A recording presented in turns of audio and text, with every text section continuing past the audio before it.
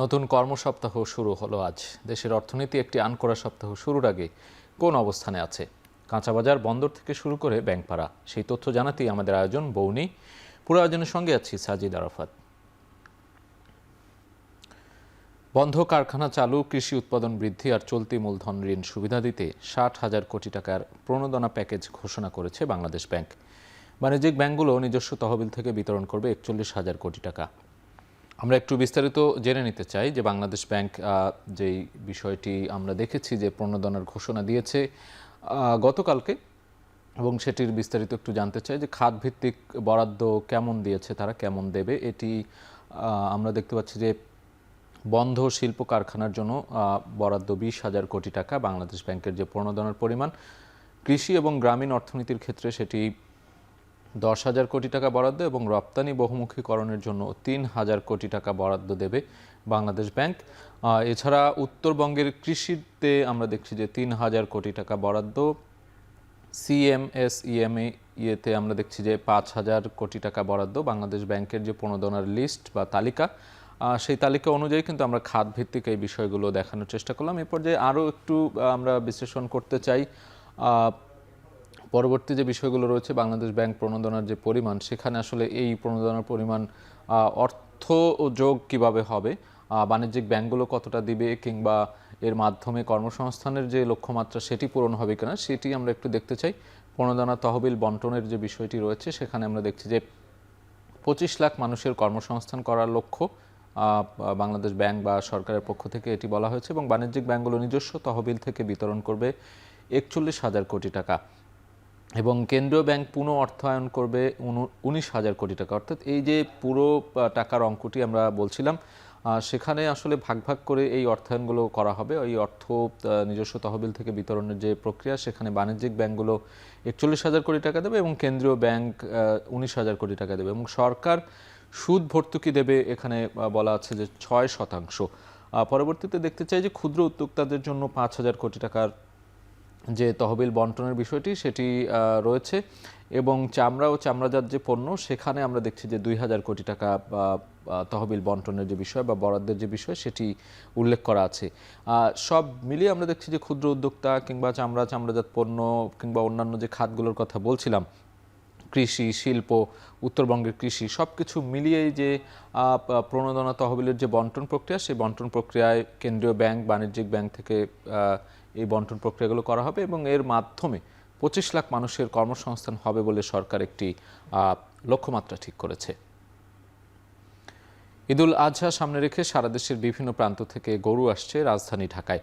সড়ক পথ ছাড়াও ক্যাটেল ট্রেনে চেপে ঢাকায় এসেছে 803টি গরু। এদিকে এবছর দেশ জুড়ে চাহিদার চেয়ে 22 লাখ গরু উদ্বৃত্ত আছে বলে জানিয়েছে মন্ত্রণালয়। আমরা একটু দেখে আসতে চাই যে গরু যে ঢাকায় আসছে, বিশেষ করে এই কোরবানির আগ মুহূর্তে সারা দেশের বিভিন্ন জেলা থেকে এই রাজধানীর যে অস্থায়ী হাটগুলো আছে, সেখানে এই গরুগুলো বিক্রি করা হয়, এবং ক্যাটেল ট্রেন সার্ভিস এই সময় চালু করা হয়, এবং ইতিমধ্যে সেটি হয়েছে। আমরা দেখছি যে ক্যাটেল ট্রেনে ঢাকায় গরু আসা শুরু হয়েছে গত কয়েকদিন ধরেই। আজও ক্যাটেল ট্রেনে ঢাকায় আনা হবে বিভিন্ন জেলা পর্যায় থেকে গরু, এবং আমরা একটু দেখি যে কোন কোন অঞ্চল থেকে কতটি গরু সেই ক্যাটেল ট্রেনে চেপে ঢাকায় এসেছে। রাজশাহী, চাঁপাইনবাবগঞ্জ থেকে 9টি ওয়াগনে 97টি গরু এসেছে।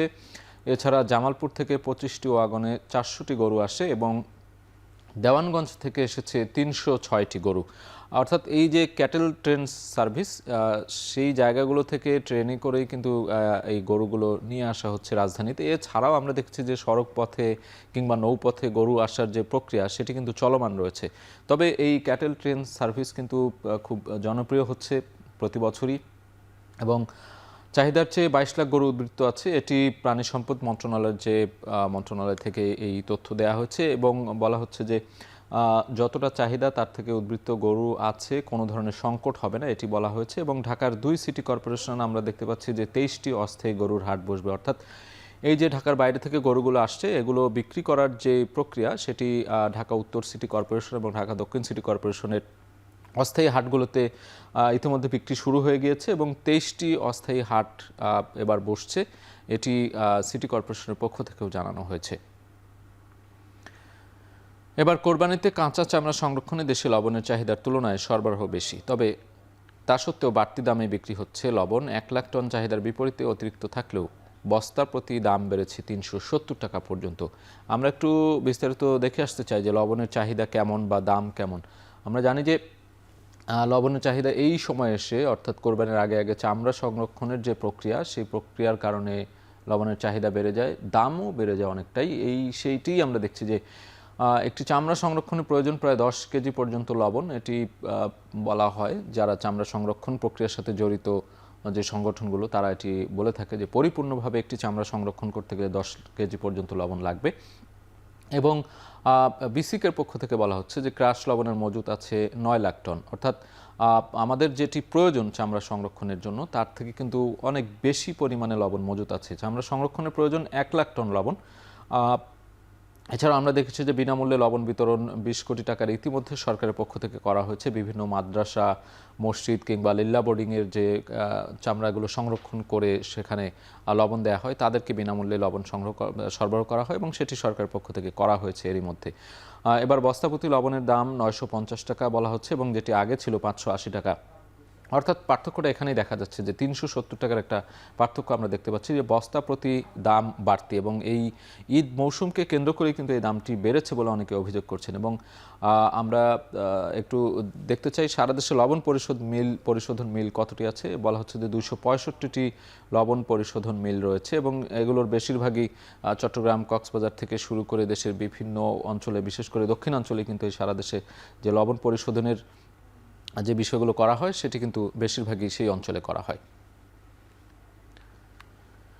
এদিকে দেশের বাজারে কমেছে জেট ফুয়েলের দাম। এনার্জি রেগুলেটরি কমিশনের এক বিজ্ঞপ্তিতে জানানো হয়েছে, নতুন সিদ্ধান্ত অনুযায়ী দাম 165 টাকা 88 পয়সা এবং লিটার প্রতি দাম কমেছে 39 টাকা 57 পয়সা। আমরা একটু জেট ফুয়েলের দামের কমতির যে বিষয়টি সেটি একটু বিশ্লেষণ করতে চাই। কমলো জেট ফুয়েলের দাম। গতকালকে একটি বিজ্ঞপ্তি প্রকাশ করা হয়েছে এবং সেখানে ফ্লাইটের ধরন অনুযায়ী আমরা পূর্বের দাম এবং বর্তমান দাম যদি দেখি, সেখানে অভ্যন্তরীণ ফ্লাইটে যেটি জেট ফুয়েলের দাম পূর্বে ছিল 205 টাকা 45 পয়সা, সেটি অনেকটাই কমে এসেছে। আমরা দেখছি যে বর্তমান দাম দাঁড়িয়েছে 165 টাকা 88 পয়সায়। এবং আন্তর্জাতিক ফ্লাইটের ক্ষেত্রে আমরা দেখছি যে 1.3385 ডলার ছিল, সেটি 1.0823 ডলারে নেমে এসেছে। এছাড়াও অভ্যন্তরীণ ফ্লাইটে গত 7 মে আমরা দেখেছি যে দাম নির্ধারণ করা হয়েছিল 227 টাকা 8 পয়সা এবং সেটি পরবর্তীতে 205 টাকা 45 পয়সা দাম কমিয়ে সেটি ঠিক করা হয়। সেটি 7 মের কথা বলছিলাম এবং 2026 7 মে এবং পরবর্তীতে ঠিক কিছুদিনের ব্যবধানে কিন্তু সেটি আবারও দাম কমেছে। এবং আন্তর্জাতিক ফ্লাইটের ক্ষেত্রে 7 মে 2026 আমরা দেখছি যে 1.4806 ডলার দাম ছিল এবং পরবর্তীতে সেটি দাম কমিয়ে 1.3385 ডলারের কমিয়ে আনা হয়। বিআরসির যে সূত্র, সেই সূত্রে আমরা এই জেট ফুয়েলের বর্তমান দাম এবং পূর্বের দামের যে পার্থক্য সেটি দেখানোর চেষ্টা করলাম এবং জেট ফুয়েলের দাম কমে যাওয়ায় নিশ্চয়ই অভ্যন্তরীণ ফ্লাইট এবং আন্তর্জাতিক ফ্লাইটের যে একটি ইতিবাচক প্রভাব দাম কমার সেটি পড়বে, এটি আশা করা হচ্ছে। দর্শক, এ পর্যায়ে বৌনিতে নিচ্ছে একটা ছোট্ট বিরতি, ফিরছে একটু পরেই।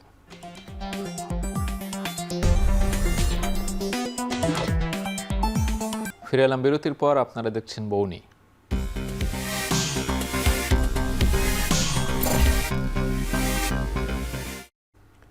সপ্তাহ শুরুতে লেনদেন চলছে ঢাকা স্টক এক্সচেঞ্জ ডিএসইতে। এক নজরে দেখে নেব পুঁজিবাজারের আজকের লেনদেনের সবশেষ পরিস্থিতি। আমরা জানি যে ঈদের ছুটি হবে, ঈদের ছুটির আগে লেনদেনের কি অবস্থা আমরা একটু দেখতে চাই। ঢাকা স্টক এক্সচেঞ্জে সকালে সূচকের নিম্নমুখিতা দিয়ে শুরু হলেও এ পর্যায়ে আমরা দেখতে পাচ্ছি যে তিনটি সূচক কিন্তু ঊর্ধ্বমুখী অবস্থায় আছে। আজকে 24 মে 1:40 মিনিটে এই মুহূর্তে সবশেষ যে পরিস্থিতি, প্রধান যে সূচক ডিএসই এক্স ইন্ডেক্সে আমরা দেখছি যে 5338 পয়েন্ট এই মুহূর্তে সূচকের পরিমাণ এবং সেটি বেড়েছে।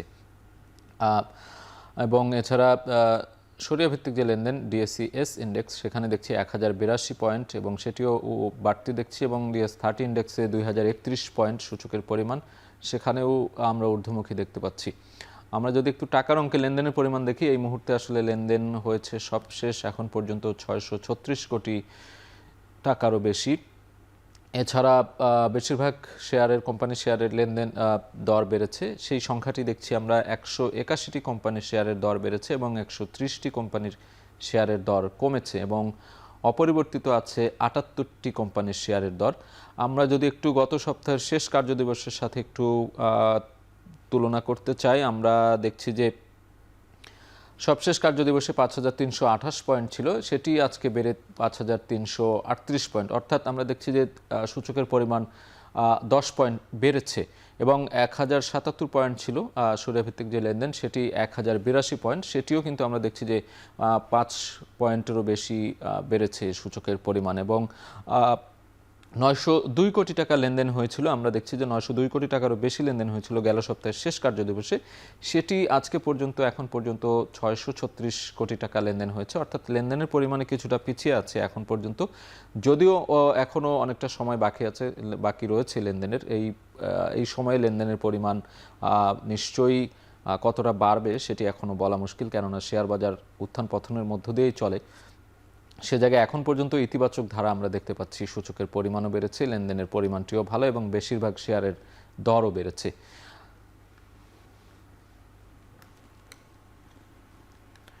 বৌনি তিনি আরেকটি বিরতি, ফিরছে একটু পরেই।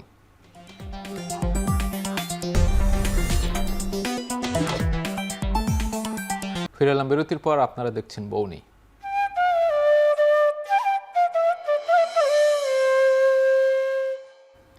ঈদের আগে নেত্রকোনার বাজারগুলোতে বেড়েছে বোরো ধান বিক্রি। সপ্তাহ ব্যবধানে কিছুটা কমে বাজারে মোটা ধান বিক্রি হচ্ছে 900 থেকে 950 টাকায়।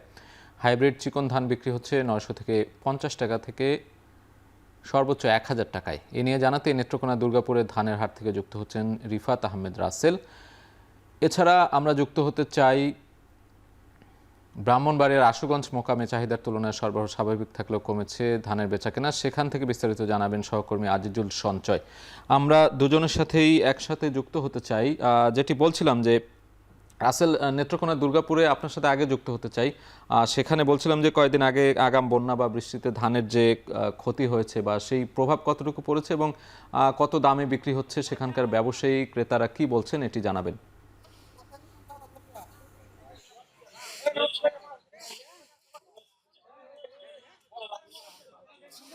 সাজিদ, আপনি যেমনটা বলছিলেন যে নেত্রকোনার এই যে ধানের হাটগুলো রয়েছে, সেই ধানের হাটগুলোতে এখন কিন্তু বেচা কিনা পুরোদমই চলছে। তবে গেল কিছুদিন আগেই যে অতিবৃষ্টি এবং বন্যা, সেই বন্যার প্রভাবে কিন্তু জেলায় ব্যাপক ক্ষয়ক্ষতি হয়েছে।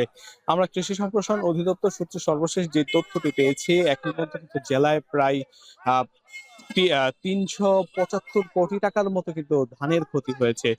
আমরা যদি শুধু হাওরের কথা বলি, হাওরে কিন্তু প্রায় 237 কোটি টাকার মতো কিন্তু শুধু ধানের ক্ষতি হয়ে গেছে, যার ফলে হাওর অঞ্চলে যারা কৃষক রয়েছেন তাদের কিন্তু এবারে ঈদ আনন্দ একেবারেই আহ নেই নেই বললেই চলে।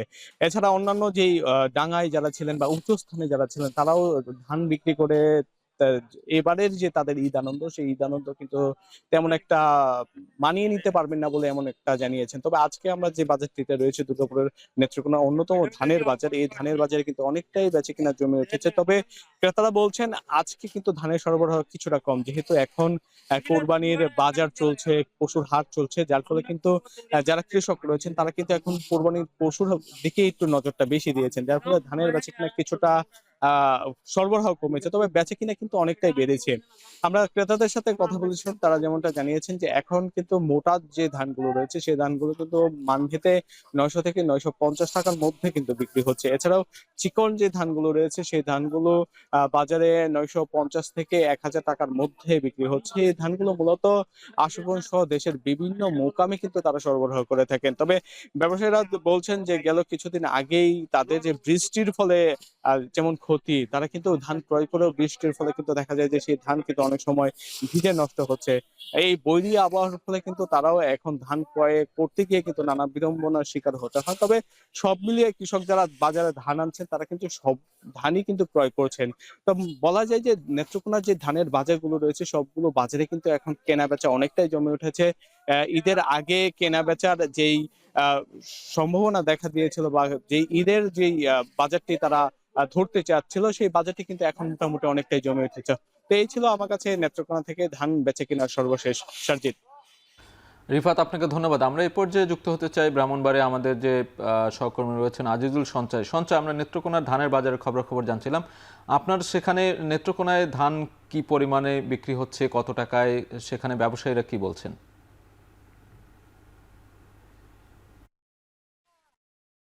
সাজিদ, ব্রাহ্মণবাড়িয়ার আশুগঞ্জের মেঘনাপাড়ের এই মোকামটিতে কিন্তু দেশের পূর্বাঞ্চলের যে হাওর অঞ্চলের যে ধানগুলো আছে সেখানে সেই ধানগুলো আসলে এখানে এনে ব্যাপারীরা বিক্রি করেন। মূলত নেত্রকোনা, কিশোরগঞ্জ, ময়মনসিংহ, সিলেট অঞ্চলের যে ধানগুলো আছে সেগুলোই কিন্তু এই মোকামে এনে বিক্রি করা হয়।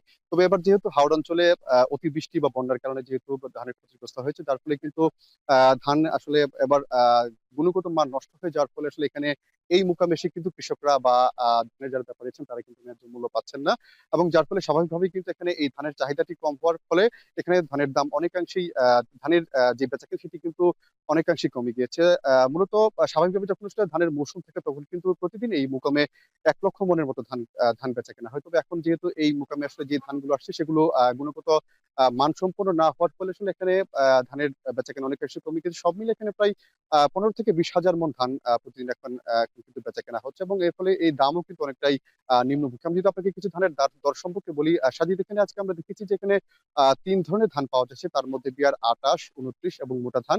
এর মধ্যে বিয়ার 28 ধান বিক্রি হচ্ছে 1100 থেকে 1300 টাকা, বিয়ার 29 বিক্রি হচ্ছে 1000 থেকে 1100 টাকা, এবং মোটা ধান সেটি বিক্রি হচ্ছে 950 থেকে 1100 টাকা পর্যন্ত। এইগুলো আসলে মূলত কিছুটা শুকনো ধান হওয়ার কারণে কিন্তু এই দাম পাচ্ছেন। তবে এই জাতের ধানগুলো যেগুলো আসলে একেবারে ভেজা বা শুধুমাত্র একদিন শুকানো হয়েছে রোদে, সেগুলো কিন্তু কিছুটা কম দামে বিক্রি হচ্ছে। আমি যদি আপনাকে বলি সেগুলো 700 থেকে 900 টাকার মধ্যে এখানে বেচাকেনা হচ্ছে, যার ফলে স্বাভাবিকভাবেই কিন্তু এবার যেহেতু আসলে ধান উৎপাদনের খরচ বেড়ে গিয়েছে, এবং ধান কাটতে গিয়ে কিন্তু শ্রমিকদের মজুরিও বেশ গুনতে হয়েছে যারা আসলে কৃষক আছে তাদেরকে। তার ফলে আসলে এই দামে ধান বিক্রি করে কিন্তু অনেকাংশেই লোকসানের মুখে পড়ছেন এখানকার যারা ব্যাপারী বা কৃষক আছেন। আমরা তাদের সঙ্গে কথা বলেছিলাম। তবে এছাড়া কিন্তু আরেকটি সমস্যা যেটি হচ্ছে যে এই মোটা ধানগুলো কিন্তু এক্ষেত্রে কিনে চালকল মালিকরা সরকারের খাদ্য গুদামে দিয়ে থাকেন। তবে যেহেতু এবার এই ধানের মান মান ভালো না হওয়ার কারণে কিন্তু এই ধান থেকে চাল করলে সেগুলো বিবর্ণ হয়ে যাচ্ছে, যার ফলে খাদ্য গুদামগুলো কিন্তু সেই চালগুলো নিতে কিছুটা অস্বীকৃতি জানিয়েছেন, যার ফলে চালকল মালিকরাও কিন্তু কৃষকদের সঙ্গে লোকসানের মুখে পড়তে হচ্ছে বলে আমাদেরকে তারা জানিয়েছেন। তো সাজিদ, আমার কাছে এই ছিল আশুগঞ্জের ধানের মুকাম থেকে এখানকার ধান চালের সরবরাহ এবং দরদাম সংক্রান্ত সবশেষ খবর। সঞ্চয়, আপনাকে ধন্যবাদ। আমরা শুনছিলাম ধানের কেনাবেচার হাট বাজারের খবর জানাচ্ছিলেন দুই সহকর্মী, নেত্রকোনা থেকে রিফাত এবং ব্রাহ্মণবাড়িয়া থেকে আজিজুল সঞ্চয়। দর্শক, এই ছিল আজকের বৌনির আয়োজন। এখন টেলিভিশন ওয়েবসাইটে দেখতে ভিজিট করুন এখন.tv। এছাড়া ফেসবুকে দেখতে ভিজিট করুন facebook.com/tv.এখন। ইউটিউবে দেখতে ভিজিট করতে পারেন youtube.com/c/echontv।